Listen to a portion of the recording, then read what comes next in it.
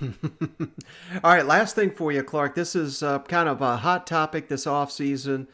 Two of the perceived to be best quarterbacks in the SEC returning, Matt Corral, JT Daniels. You talked about that also at secstatcat.com. And before we get rolling here, I just want to admit, man, you were dead on this time last year. I had you on the show. I still am a big John Rice Plumley guy, but you said doesn't make any sense. Matt Corral fits what Lane Kiffin wants to do, and damn, you nailed that one. So I really trust your opinion on this. But what can you tell us, Matt Corral versus JT Daniels? Which one is the better quarterback in your mind?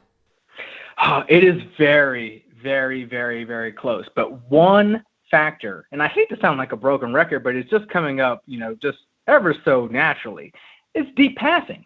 That is what's separating the two. Daniels, even though his dudes are coming down with a great number of deep passes, his accuracy has been crappy. His depth adjusted actually is bottom three. His just raw accuracy is fairly middle of the road for that reason. If we were to just look at throws beyond the line of scrimmage, but 19 yards in, these guys have basically the exact same resume.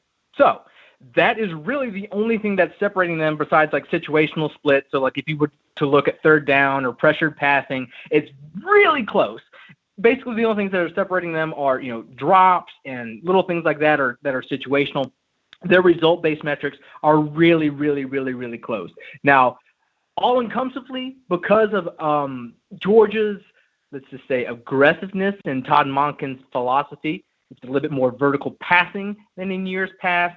No one has a higher deep passing rate than JT Daniels. So that's obviously going to skew his numbers a little bit. So, like I said, if he's not accurate and he's going to do this a whole lot, well, his whole sample is basically going to be, soured a little bit. So you got to keep that in mind when you look at the numbers.